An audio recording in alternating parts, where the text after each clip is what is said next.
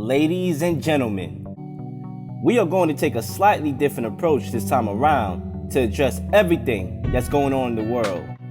A couple days ago, an African American man named George Floyd was brutally murdered by the knees of a white police officer. Literally, by the knees. It was shown in the video that Floyd said, "I can't breathe." The same last words said by Eric Garner, who was killed by police officers due to an illegal chokehold back in 2017. This sparked a national uproar as people began to protest and start rioting, demanding justice. Back in 2016, Colin Kaepernick took a huge gamble when he decided to put his career on the line by kneeling during the national anthem. Fast forward to this present day, and you'll know that this is why. Ladies and gentlemen, boys and girls, it is about that time, the best time of the week for all of you out there that are loyal fans. It is In the Huddle time. I am Kenny C. Alongside me, per usual, is the In the Huddle crew, the real Leo, Cam and Zach. What's going on, my guys? I'm feeling good, man. I'm feeling good too, man. Another weekend going by. Obviously, June 8th. Not a lot of special things going on in New York City. We are about to begin the process of phase 1 of reopening the city. So it's been an ordeal, obviously, for everybody, not just me. I know everybody, and some people had it worse than I have had it. So I'm just happy to be here, being able to deliver another great show with the guys. No doubt. Happy to be here as well. Hope everyone's doing okay. It's just crazy, time's just really been going by pretty quick. I don't know about you guys, but it finally is starting to feel like summer, just a little bit. Yeah, well, I agree.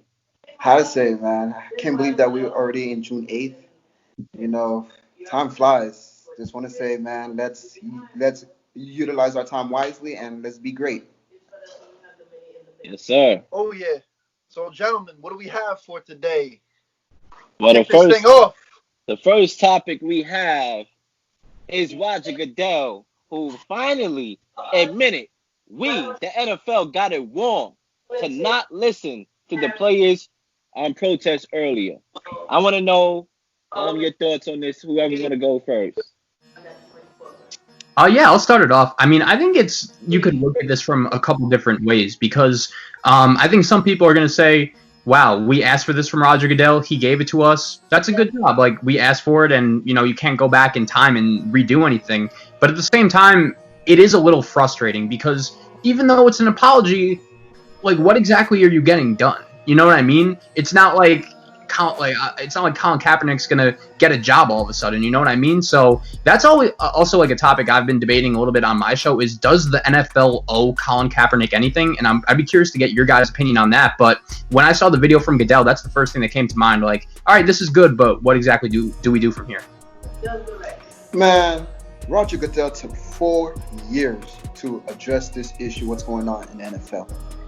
You tell me that it took a lot of protests, a lot of kneeling, just for him to come out and to apologize, saying the NFL were wrong about the Black Lives Matter issue.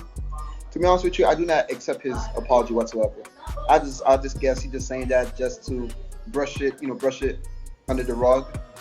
I just felt like, the NFL does owe Colin Kaepernick an apology to show that he wasn't tripping, he wasn't hallucinating. Whatever he was doing was I like that word, hallucinating. And ethical. So with that being said, I really think Colin Kaepernick deserved a job in the NFL again. Yeah, I totally agree, man. I mean, 4 years the man's been blackballed out of the league. And like you said, Cam, it took this man that long to get a good night's sleep and wake up and realize, damn, maybe I screwed up, maybe I was wrong this whole time. Now, the thing about this is, like, all right, it's great to admit you were wrong, but I want to know, based on what I've seen with Trump firing back at Goodell over Twitter, I want to know if Goodell's going to stick to his guns on this and really support this, because Trump came out and gunned at this man and Trump said, oh, he still feels that the practice is disrespecting to the flag, this and that, basically putting Goodell on blast. So I want to know if Goodell, with having the president of the United States blast him, if he can stick to his guns and stay true to his apology. That's a really good one. What do you think about that? I know Adrian Pearson came out this weekend and said, like, he does plan on kneeling for the national anthem once the season does kick off. Like, what do you guys think about that? Because that's a great point, Kenny. Like, a lot of people haven't even thought about that. So I'm curious for your thoughts. I will say this. Before I touch to that point, I just want to give my quick reactions on how I feel about Roger Goodell's statement, and then we can go right into that because I think that was a good point. Kenny C brought up. But I would say this: I wasn't the biggest Justin Bieber fan when Justin Bieber came onto the scene in the music industry until he dropped a song called. I know the song goes like this: "Is it too late? That I'm sorry." Da, da, da, da, da. You know what I'm saying? When he came out with that song, "Is it too late to say I'm sorry?" Roger Goodell, I don't know, brother. It's 4 years later. We talking about, and on top of that, I didn't hear Colin Kaepernick's name mentioned in that speech. If anything, you should be apologizing to Colin Kaepernick because he's the one that got blackballed from the situation. So why was Colin Kaepernick's name not brought up when you made that speech? And you think you got it wrong? And you clearly got it wrong. And we know why it was. Now, it's one thing to apologize or to do something for somebody when it's convenient, right? And when it's not convenient. When Colin Kaepernick did it a couple years ago, it wasn't convenient for the NFL to get into these political issues because of business, because of money. It wasn't then. Now, with the Black Lives Matter movement in effect, where Nike can make a whole lot of money with a commercial with Colin Kaepernick in it, the NFL probably sees profit here. They be like, all right, we can actually, take a page out of Nike's book and capitalize off the Black Lives Matter movement because I don't know about y'all, but I've been seeing this protest and I've been seeing 4 more white people at these protests than I have been seeing black people. Nah, that's a very good point, man, because, I agree. Like you said, Nike made however countless amount of millions of dollars for people that supported Kaepernick and his movement. So who knows? You're very right. This could be one of those profit type of stunts for the NFL. But at the same time, I feel like Goodell, if he didn't come out and say anything amidst everything that's going on, he'd just look like an even bigger idiot for saying quiet about it. That's why I'm kind of curious because can you see, like, I don't know, like when you guys were talking about it, like when you guys were watching that video, I'm curious, like, did you guys think like he was sincerely sorry, or do you guys think that he just did it because why Kenny C just said, like, people were really, because Kenny C's 100% right. If he doesn't do that, people are not going to be happy. But at the same time, it goes back to the other point Kenny just brought up, is come September when the games kick off, Roger Goodell is really going to be tested, and I'm curious how it plays out. Yeah, I agree. And to reflect on, your second point, which is, are these players going to follow suit? I mean, honestly, man, with everything that's going on and all the protests across the country that we see, the players that are supporting this movement as they should would just look stupid if they didn't follow suit and follow through with their morals. You know what I mean? No, I'm not even talking about the players. I'm talking about like from the leadership perspective. Oh, like if they're going to how they're going to react, because that's a good that's a $1 million question for me. I know players are going to kneel. I know that. I feel like if Goodell came out with an apology like this, to do that, he's just going to look so stupid. He's going to lose so much viewership if he does that, man. Well, I don't know if you guys saw this plan that I heard in the news also, is that apparently the NFL, what they said kind of in the middle, to put both sides in the middle, it said, all right, if you don't want to stand for the national anthem, that's fine, but you have to sit in the locker room and then come out when it's over. Do you think what do you guys think about that? Do you think that's effective? That rule was already established. Yeah. I'm going to go before. You get what I mean? Yeah. Exactly. So it's no different. It's not a change from the apology that you brought up. When you make an apology, I don't know about you, but if y'all was ever in a relationship and you apologize, or your ex apologized to you for doing certain things, you expect her to change those certain things. So you expect change with an apology, not like, oh, okay, yeah, we were wrong, but yeah, let's go right back to the business. No, it's the issue exists. Know that we effed up, and we could, try to fix it when going forward. So that's what I expect. Now, the thing is, maybe Roger Goodell is sincere, right? But you do have the owners that they have to get on board as well, because a lot of people think when it comes to quote unquote minority African American issues, they think the be all end all is police brutality. No, we all have so much other issues that we have to go through. And I think the hiring process is a big part in, eliminating those stereotypes and eliminating those, those issues, because these owners, do not hire other African American minority people, as we all know with the Rooney Rule. So I think there has to be a sustained effort to, get Colin Kaepernick back his job. I think that would be the only thing to make at least give him a shot. Yeah, at least exactly. Give him a shot to have his job back. Because I see a lot of teams that are capable of having a backup quarterback. I think Seattle needs a backup quarterback behind Russell Wilson. I think the Buccaneers could use somebody when Tom Brady retires in 2 years. I think the 49ers might not have a reunion. This is summertime, ladies and gentlemen. We enjoy with Colin Kaepernick going back to the 49ers as well.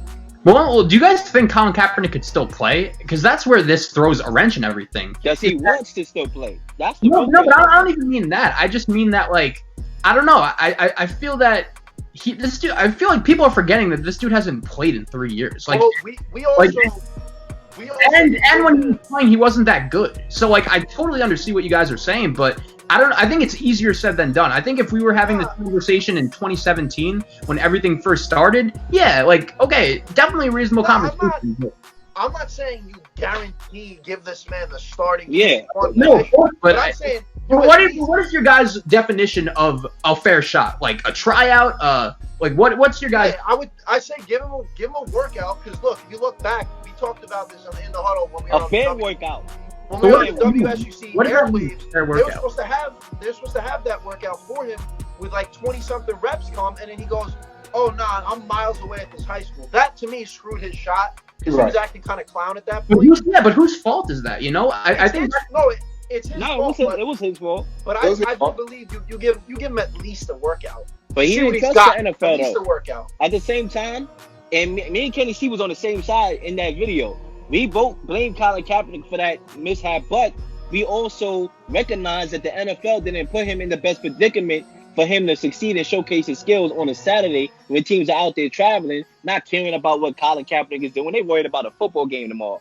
So we all know that. So because the NFL made an apology, he probably should feel like there's more, he could trust the NFL to a certain extent, because they realized they messed up.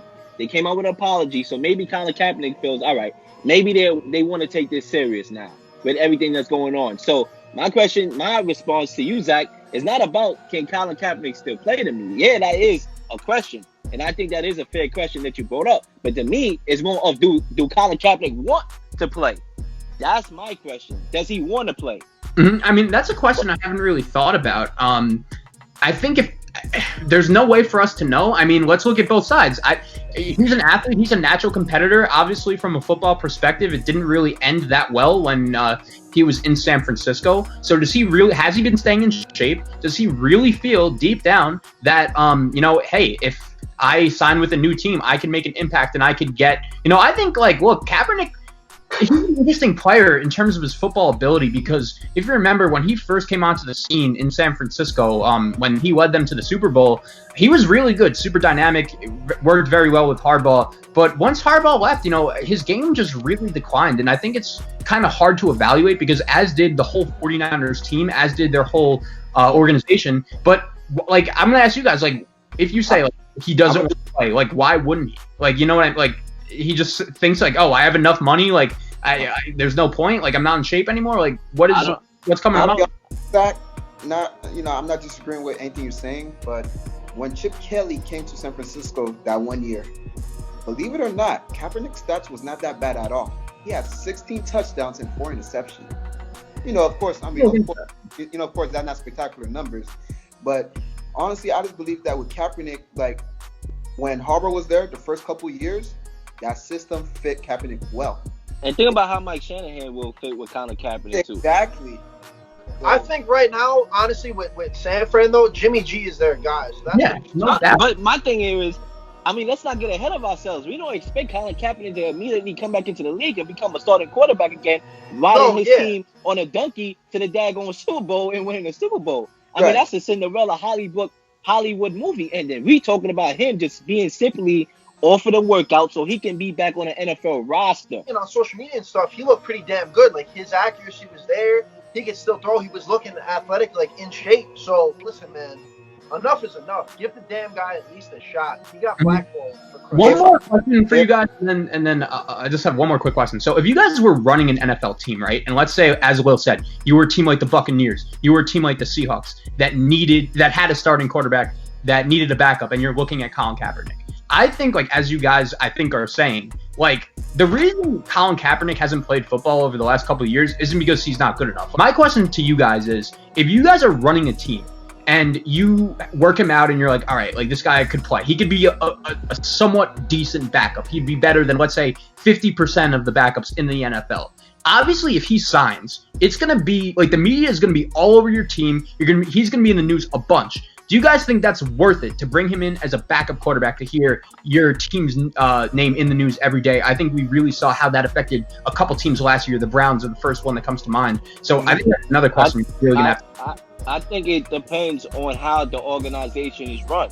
Some guys, some coaches know how to work with certain players and have a culture around that organization that knows how to block out noise. And some teams do not know how to do that. You know, some coaches do not know how to handle certain personalities and stuff like that. And I think it all depends on the culture and who the coach is and the experience that the coach has.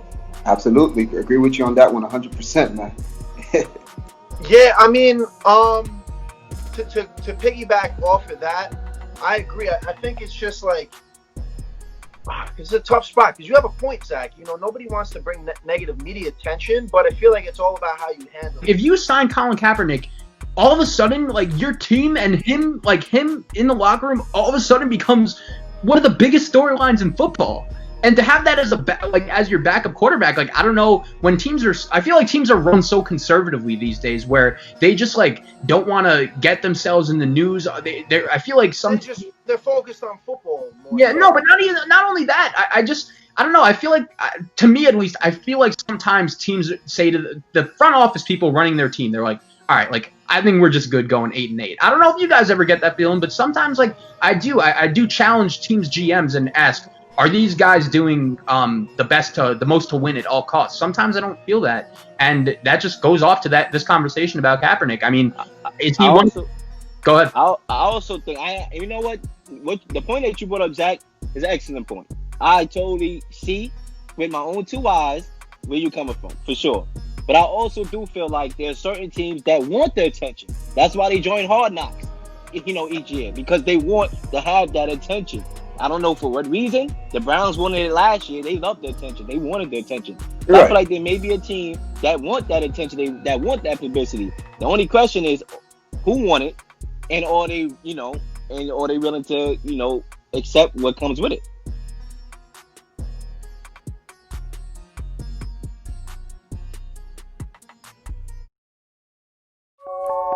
Ladies and gentlemen, this is a new era in the Huddle.